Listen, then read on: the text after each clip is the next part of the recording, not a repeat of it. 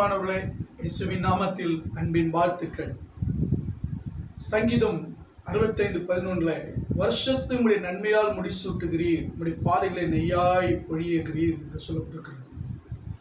இங்கே நன்மையால் முடிசூட்டுகிறீர் என்பதை குறித்து நான் உங்களுக்கு பேச விரும்புகிறேன். தேவன் நமக்கு ஒரு நல்ல வாழ்க்கையை இந்த உலகத்தில் கொடுத்திருக்கிறார். நாம் வாழ்ந்து கொண்டிருக்கிற இந்த நாட்களில் தேவன் அவர் நன்மையால் முடிசூட்ட விரும்புகிறார். அதாவது சிறந்த ஒரு கிரீடத்தை நம் மீது முடிசூட்ட அவர் வல்லமையுள்ளவராக இருக்கிறார். அது என்ன? இந்த உலகத்திலே ராஜாக்களை தேர்ந்தெடுத்து இல்லை அரசியல்வாதிகளை தேர்ந்தெடுத்து அவர் தலைவராக முடிசூட்டப்படுகிறது அல்ல. இல்லை ஒருவன் படித்து முடித்த பிறகு அவனுக்கு கொடுக்கிற அந்த காங்கிரிகேஷன் அது சிறந்த முடிசூட்டல் என்று உலகம் சொல்லப்படுகிறது. அது அல்ல.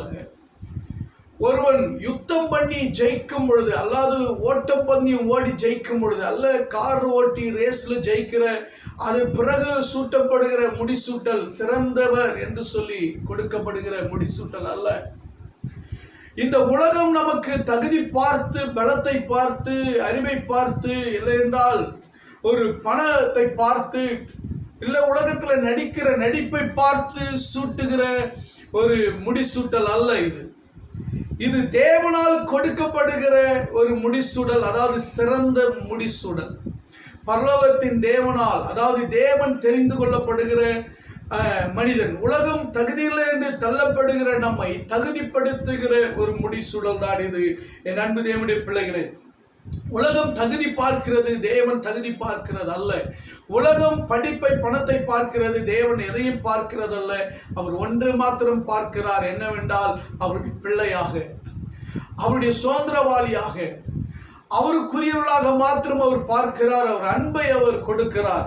ஆகினாலே தேவன் தெரிந்து கொள்கிறவர்களுக்கு தேவன் என்ன செய்கிறார் என்றால் மகிமையினாலும் கனத்தினாலும் ஞானத்தினாலும் அறிவினாலும் இந்த உலகத்திலே வேற்பிரிக்கப்பட்ட ஒரு சிறந்த ஸ்தானத்தை கொடுத்து நம்மை கனப்படுத்துகிறது தான் தேவன் நமக்கு கொடுக்கிற சிறந்த முடிசூடல். இந்த உலகத்திலும் முடிசூடப்படுகிறோம், பரலோகத்திலும் முடிசூடப்படுகிறோம். என் அன்புக்குரியவர்களை, தேவனுக்காய் வாழும்படிக்கு பிரித்தெடுக்கப்படுகிற ஒரு வாழ்க்கை தான் தேவனுக்காய் முடிசூட்டப்படுகிறது. சிறந்த ஒரு வாழ்க்கையை தேவன் இந்த உலகத்தில் கொடுக்கும்படி தேவனுக்காய் பிரித்தெடுக்கப்பட்டு அவருடைய அதிகாரத்தை, வல்லமையை, அவருடைய ஆளுமையை கொடுக்கிறதான் தேவனுடைய முடிசூடுதலா இருக்கிறது. ஹல்லேலூயா. என் அன்பு தேவனுடைய பிள்ளைகளை, சங்கீதத்தில் சொல்லப்பட்டிருக்கிறது 8ஆம் சங்கீதத்தில், மனுஷனை நீ நினைக்கிறதுக்கு மனுபுத்திரனை நீர் விசாரிக்கிறது அவன் எம்மாத்திரம், நீர் அவனை தேவ தூதிலும் சற்று சிறியவனாக்கினீர், ஆகினாலும் தேவ தூதிலும் சற்று சிறியவனாக்கினாலும் மகிமையினாலும் கனத்தினால் அவனை முடிசூட்டுகிறார். அல்லேலூயா. இந்த உலகத்தில் சிறியவனாக தள்ளப்பட்டவனாக எண்ணப்பட்டாலும் தேவன் நம்மை முடிசூட்டுகிறார் மகிமையினாலும் கனத்தினாலும். ஆமென். ஒருவேளை வெட்கத்தோடு அவமானத்தோடு நீங்கள் சிறியவர்களாக அற்பமாக எண்ணப்பட்டிருக்கலாம். ஆண்டவர் சொல்லுகிறார், தாவீது சிறியவனாக எண்ணப்பட்டார், ஆனால் இஸ்ரவேலிலே ராஜாவாக நிலைநிறுத்தப்பட்டார். தேவன் அவனை முடிசூட்டினார். யோசேப்பு சிறியவனாக எண்ணப்பட்டார், தள்ளப்பட்டார், ஆனால் எகிப்து முழுமைக்கும் அநேக ஜாதி ஜனங்களுக்கு அவர் அதிபதியாக முடிசூட்டினார் கர்த்தர். ஆமென். அன்பு தேவனுடைய பிள்ளைகளே, அப்படித்தான் வேதம் சொல்லப்படுகிறது. எபிரேயர் 2ஆம் அதிகாரத்தில் நாம் 6 வாசிக்கும் பொழுது அங்கேயும் சொல்லப்பட்டிருக்கிறது, தேவத்திலும் சற்று சிறியவனாக்கி மகிமையினாலும் கனத்தினாலும் முடிசூட்டி. பாருங்கள், அவருடைய கரத்தின் கிரியைகள் மீது, தேவனுடைய கரத்தின் கிரியைகள் மீது அதிகாரத்தையும் ஆளுகையும் தந்து அவருடைய பாதங்களுக்கு, அதாவது மனிதனுடைய பாதங்களுக்கு கீழ்ப்படுத்தினார். அல்லேலூயா. இந்த உலகத்தில் சிறியவர்களா எண்ணப்பட்ட உங்களை பார்த்து ஆண்டவர் சொல்லுகிறார், உங்களுக்கு ஆளுகையும் அதிகாரத்தையும் கனத்தையும் மகிமை கர்த்தர் கொடுக்கிறார். அல்லேலூயா. ஆண்டவர் நம்மை மாத்திரம் இல்லைங்க, நாம் மாத்திரம் சிறியவனாக்கப்படலை, இயேசு கிறிஸ்துவும் சிறியவராக்கப்பட்டார். எப்படி? 9ஆம் வசனம் பாருங்கள், எபிரேயர் 2:9 சொல்லப்பட்டிருக்கிறது, என்றாலும் தேவனுடைய கிருபையினாலும் ஒவ்வொருவருக்காகவும் மரணத்தை ருசி பார்க்கும்படி தேவத்துவத்திலும் சற்று சிறியவனாக்கப்பட்டிருந்த இயேசு மரணத்தை உத்தரித்தது நிமித்தம் மகிமையினாலும் கனத்தினாலும் முடிசூட்டதை காண்கிறோம். ஆமென். இயேசு கிறிஸ்து நம்மை போல பாடுள்ளவராக சிறியவராக ஆக்கப்பட்டு கனத்தினாலும் மகிமையினாலும் முடிசூட்டப்படுகிறதற்காக அவர் மரணபரியந்த தன்னை தாழ்த்தினார், மரணத்தை உத்தரித்து கொண்டார். ஆகினால் தேவத்துவத்திலும் சிறுநாக்கப்பட்ட இயேசு கிறிஸ்து நமக்காக. அல்லேலூயா. நம்மை இந்த உலகத்திலிருந்து வேர் பிரித்து எடுத்து அவரோடு கூட உன்னதங்களில் உட்கார வைக்கும்படிக்கு, அவருடைய பிள்ளையாய் மாற்றும்படிக்கு தம்முடைய ஜீவனையை கொடுத்து நமக்கு நித்திய ஜீவ வாழ்க்கை கொடுத்த இயேசு கிறிஸ்து, அவருக்கும் கனமும் மகிமை உண்டாகத்தக்கதாக, நமக்கும் கனமும் மகிமை உண்டாகத்தக்கதாக சிறியவர்களாய் இருந்த நம்மை கனப்படுத்தியிருக்கிறார். ஆமென். இயேசு கிறிஸ்து நம்மை அவருக்கு மனவாட்டிகளாக நம்மை மாற்றி இருக்கிறார். என் அன்பு தேவனுடைய பிள்ளைகளை, ஆகினாலே இயேசு கிறிஸ்து முழுவதுமாக நிறைவானவர். அவர் அவரோடு கூட உலகை ஆளுகையும் செய்யும்படி அவர்களை தேவதூரை விட உயர செய்து ஒரு புது மனிதனாக இனத்திற்கு தலைவராக இயேசு கிறிஸ்துவை தேவன் நிறுத்தினார். நம்மையும் அப்படி நிறுத்தியிருக்கிறார். அல்லேலூயா. என் அன்பு தேவனுடைய பிள்ளைகள், அது மாத்திரமல்ல, இரண்டாவது சொல்லப்பட்டிருக்கிறது, நம்முடைய பிராணனை அழிவுக்கு விலக்கி மீட்டு நம்மை கிருபையினால் இரக்கங்களினால் முடிசூட்டி இருக்கிற தேவன். ஆமென். அன்பு தேவனுடைய பிள்ளைகளை, தேவனை துதித்துக் கொண்டே இருங்கள். சங்கீதம் 103 தேவனை துதிக்கிற ஒரு சங்கீதம். அவர் சொல்லுகிறார், என் அக்கிரமங்களாம் மன்னித்தீர், என் நோய்களெல்லாம் குணமாக்கினீர், என் பிராணனை அழிவுக்கு விலக்கி மீட்டு கிருபையினால் இரக்கங்களால் முடிசூட்டினீர். கிருபை, இரக்கம். ஆமென். தகுதியில்லாத நமக்கு, தள்ளப்பட்ட நமக்கு, என் அன்பு தேவனுடைய பிள்ளைகள், தேவனுடைய அன்பை, தேவனுடைய ஆசீர்வாதத்தை, தேவனுடைய கிருபைகளை அனுபவிக்கிற ஒரு கிருபை. ஆமென். பாருங்கள், நம்முடைய அக்கிரமங்களாம் மன்னித்து நம் நோய்களெல்லாம் குணமாக்கினாராம். நம்முடைய பிராணனை அழிவுக்கு விலக்கி மீட்டு இந்த உலகத்தில் வருகிற ஆபத்துகள், விபத்துகள், பயங்கரமான சூழ்நிலை இருந்து நம்மை தப்புவித்து காக்கிற தேவனுடைய கிருபை, கிரீடம். ஹல்லேலூயா. என் அன்பு தேவனுடைய பிள்ளைகளே, அங்கே சிறியவனாக்கப்பட்டது கிரீடம். இரண்டாவது, பிரியமான தேவனுடைய பிள்ளைகளே, கிருபையினால இரக்கத்தினால சூட்டப்படுகிற கிரீடம் என்னவென்றால், நம்மை அழிவுக்கு, அக்கிரமத்திற்கு, நம்முடைய பாவங்களுக்கு விலக்கி மீட்கிற கிரீடம். அடுத்த வேதம் சொல்லப்பட்டிருக்கிறது, சங்கீதத்தில் உத்தம ஆசீர்வாதத்தோடு நீர் அவருக்கு எதிர்கொண்டு வந்து அவருடைய சிரசிலே பொற்கிரீடம் தரிப்பிக்கிறீர். சங்கீதம் 21:3 சொல்லப்பட்டிருக்கிறது, பொற்கிரீடத்தை தரிப்பிக்கிறீர். பொற்கிரீடம், ஆசீர்வாதமான பொற்கிரீடம். ஆமென் சொல்லுங்களேன். என் அன்பு தேவனுடைய பிள்ளைகளே, கர்த்தர் உங்களுக்கு எதிர்கொண்டு வருவார். ஆபிரகாமுக்கு எதிர்கொண்டு வந்து உத்தம ஆசீர்வாதங்களை கொடுத்தார், நித்திய ஆசீர்வாதங்களை கொடுத்தார். ஆமென். எபேசியர் 1:3 சொல்லப்பட்டிருக்கிறது, ஆவிக்குரிய ஆசீர்வாதங்கள். உன்னுடைய வாழ்க்கையில தேவனுடைய கிரீடம் உன்னை ஆசீர்வதிக்கிற கிரீடமா இருக்க போகிறது. என் அன்பு தேவனுடைய பிள்ளைகளே, விளக்கிரீடம் அல்ல, தள்ளப்பட்ட கிரீடம் அல்ல, சாபத்தின் கிரீடம் அல்ல. இது என்றென்றைக்கு நிலைத்திருக்கிற கல்வாரி சிலுவையின் ரத்தத்தினால் மீட்கப்பட்ட ஆசீர்வாதத்தின் கிரீடம். ஆசீர்வாதத்தின் கிரீடம், அது பொற்கிரீடமாக கர்த்தர் உனக்கு தரிப்பிக்கிறார். அல்லேலூயா. உலகத்திற்குரிய ஆசீர்வாதங்கள், உன்னதற்குரிய ஆசீர்வாதங்களை கர்த்தர் உங்களுக்கு கொடுத்து உங்களை ஆசீர்வதிப்பாராக. அடுத்து வேதம் சொல்லப்படுகிற அறிவினால் முடிசூட்டப்படுகிற ஒரு கிரீடம். ஆம், நீதிமொழிகள் 14:12 சொல்ல, பேதையர் புத்தீனத்தை சுதந்திரிக்கிறார்கள், பேதையர் புத்தீனத்தை சுதந்திரிக்கிறார்கள், விவேகிகளோ அறிவினால் முடிசூட்டப்படுகிறார்கள். ஆமென். அன்பு தேவனுடைய பிள்ளைகளே, அறிவு ஞானமும் தானியேலுக்கு கொடுக்கப்பட்டது. அறிவு ஞானமும் தானியேலுக்கு கொடுக்கப்பட்டது, யோசேப்புக்கு கொடுக்கப்பட்டது. ஆமென். அன்பு தேவனுடைய பிள்ளைகளே, இயேசு கிறிஸ்துவுக்கு அந்த அறிவு இருந்தது, அப்போஸ்தலருக்கு கொடுக்கப்பட்டது. அவருடைய ஞானத்தை, அறிவை கண்டு எல்லாரும் பயந்தார்கள். ஆமென். அன்பு தேவனுடைய பிள்ளைகளே, இன்றைக்கு ஒருவேளை புத்தீனமாக, அறிவில்லாமல் பேதையாய் நீங்கள் இருக்கலாம். கர்த்தர் உங்களுக்கு புத்தியின், ஞானத்தை, அறிவை கொடுத்து உங்களை முடிசூட்டப்பட போகிறார். பிள்ளைகள் படிப்பிலே சிறந்த ஞானத்தால் நிறைந்திருப்பார்கள். கர்த்தருடைய ஆவியானவர் உங்களை ஞானத்தால் நிரப்புவார். அல்லேலூயா. ஆமென். அன்பு தேவனுடைய பிள்ளைகளே, கர்த்தருடைய ஆவியானவர் உங்கள் பிள்ளைகளை நிரப்புவார். வேதம் அப்படித்தான் சொல்லப்பட்டிருக்கிறது.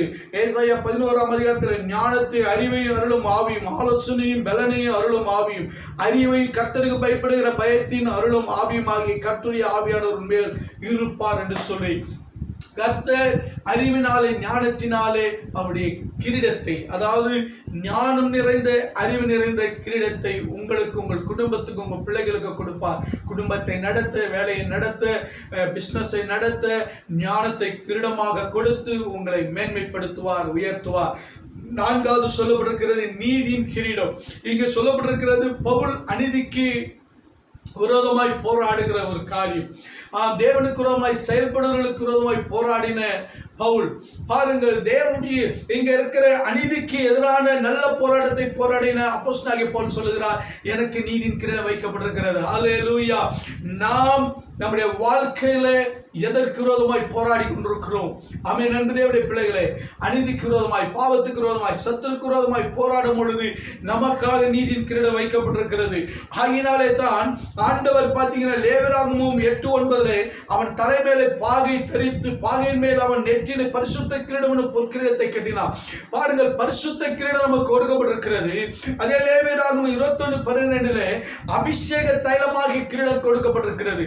பரிசுத்த கிரீடம், அபிஷேக தைலமாகிய கிரீடம், பரிசுத்த ஆவியாகிய கிரீடம், அன்பு தேவனுடைய பிள்ளை, ஞானத்தின் கிரீடம், ஆசீர்வாதத்தின் கிரீடம் எதற்கு கொடுக்கப்பட்டிருக்கிறது? நல்ல போராட்டத்தை போராடி நம்முடைய நல்ல ஓட்டத்தை முடிக்கணும், ஜீவ கிரீடத்தை பெறும்படிக்கு. ஹல்லேலூயா.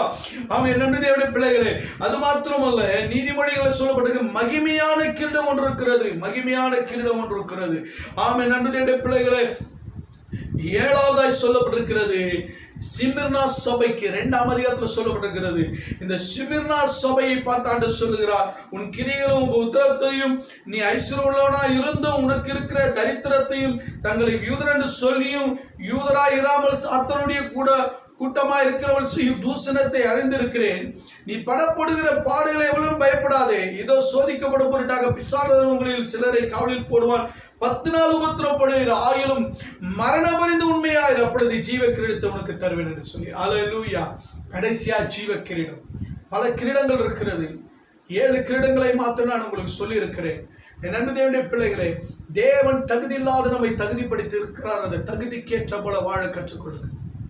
ரட்சிப்பை பிடித்து வாழ கற்றுக்கொள்ளுங்கள். ரட்சிப்பை பிடித்து வாழ கற்றுக்கொள்ளுங்கள். சிறியவராய் இருந்த உங்களை பெரியவராய் மாற்றி இருக்கிறார். உன்னதங்களை உட்கார வைத்திருக்கிறார். அடுத்து உங்களை அழிவுக்கு விலக்கி மீட்டிருக்கிறார். கிருபையினால் இரக்கங்களால் முடிசூட்டிருக்கிறார். இரக்கமுள்ளவர்கள் பாக்கியவான்கள். இரக்கம் பெற்ற நாம் மற்றவர்களுக்கு இரக்கமுள்ளவர்களாக இருக்க வேண்டும். தேவனுடைய கிருபையை ஒவ்வொரு நாளும் கேட்டு தேவனிடத்தில் பெற்றுக்கொள்ள வேண்டும். அவருடைய சித்தத்தின்படி வாழ வேண்டும். சாதாரணமாய் அல்ல இந்த கிருபை, ரட்சிப்பின் கிருபை, தேவன் ஆளுகை செய்கிற கிருபை. என் அன்பு தேவனுடைய பிள்ளை, தேவனே உங்களுக்கு முன்பாக வந்து ஆசீர்வாதத்தின் பொற்கிரீடத்தை கொடுத்திருக்கிறார். உங்கள் கிரீடம் சாபமாய் மாறாதபடி பார்த்துக் கொள்ளுங்கள். தேவனுடைய ஆசீர்வாதம் மிக மிக முக்கியமானது. ஆவிக்குரிய ஆசீர்வாதத்தை நீங்கள் பெற்று நீங்கள் ஆவின் வரங்களை கனிகளை பெற்று நீங்கள் இழந்து விடாதிருங்கள். அடுத்து தேவன் ஞானத்தை, உலகத்தை ஜெயிக்க, பாவத்தை ஜெயிக்க ஞானத்தை, அறிவு, புத்தியை கொடுத்திருக்கிறார். அதை சிறந்த முறையில் நீங்கள் செயல்படுத்த பாருங்கள். பரிசுத்த கிரீடம் பரிசுத்தவான்களுக்கும் பரிசுத்த பிள்ளைகளுக்கும் விசுவாசிகளுக்கு தேவன் கொடுத்திருக்கிறார். அந்த பரிசுத்தத்திற்காக நம்ம பிரித்து எடுத்திருக்கிறார். மறுபடியும் பாவத்தில் விழாதபடி பாதுகாத்துக் கொள்ளுங்கள். என் அன்பு தேவனுடைய பிள்ளை, அபிஷேக தைலம் என்கிற கிரீடம் உனக்கு கொடுக்கப்பட்டிருக்கிறது. அபிஷேக தைலம் நுகத்தை முறிக்கும், உங்களை புதிதாய் உங்களை பலப்படுத்தும். அந்த ஆவியானவரை நீங்கள் தயவு செய்து இழந்து விடாதபடி உங்களுக்கு கொடுக்கப்பட்ட மகிமையான கிரீடத்தை பாதுகாத்துக் கொண்டு நித்திய ஜீவன் வரைக்கும், தேவன் வருகை வரைக்கும் உங்களை பாதுகாத்துக் கொள்ளுங்கள். கர்த்தர் உங்களை ஆசீர்வதிப்பார். பரலோக பிதாவே, அன்பின் தகப்பனே, இதை கேட்டுக்கொண்டிருக்கிற ஒவ்வொரு மீது தேவ கிரீடம் இறங்குவதாக. ரீமா ஷாபா ராபா கபா, தேவனுடைய வல்லமை இறங்கட்டும், அக்கினி இறங்கட்டும். கர்த்தருடைய ஆவியானவர் செயல்படுவீராக. கொடுக்கப்பட்ட ஜீவ கிரீடத்தை நாங்கள் இழந்து போகாதபடிக்கு அவர் கொடுத்த மகிமையின் கிரீடத்தை, பரிசுத்த கிரீடத்தை, அபிஷேக தைலமாகிய கிரீடத்தை, ஆசீர்வாதத்தின் பொற்கிரீடத்தை, நன்மையாய் முடிசூட்டுகிற நன்மை கிருபையின் ஆண்டவரை சூடுகிற மகிமையினாலும் கனத்தினாலும் முடிசூட்டப்பட்ட உம்முடைய கிரீடத்தை நாங்கள் இழந்து போகாதபடிக்கு எங்களை பாதுகாத்துக் கொள்ளுங்கப்பா. உம்முடைய வருகை வரைக்கும் ஆண்டவரே முன்பாக நிற்கும் பொழுது எங்களை பார்த்து உண்மை உத்தமுள்ள ஊழியக்காரனே தேவனுடைய பிள்ளைகளை பார்த்து உண்மையுள்ள பிள்ளைகள் என்று சொல்லி ஜீவ கிரீடத்தை, நீதியின் கிரீடத்தை எங்களுக்கு தற்பிக்க உடைய கரங்களை ஒப்பு கொடுக்கிறேன். இதை கேட்கிற ஒவ்வொருடைய வாழ்க்கையிலும் மாற்றம் உண்டாகட்டும். இயேசுவின் நாமத்தில் சுபதை கேட்டங்கள் சூழ்நிலை நல்ல பிதாவே. ஆமென், ஆமென். God bless you. உங்கள் கிரீடங்களை பாதுகாத்துக் கொள்ளுங்கள், பிடித்துக் கொள்ளுங்கள், பத்திரமாய் வைத்துக் கொள்ளுங்கள். God bless you. God bless you.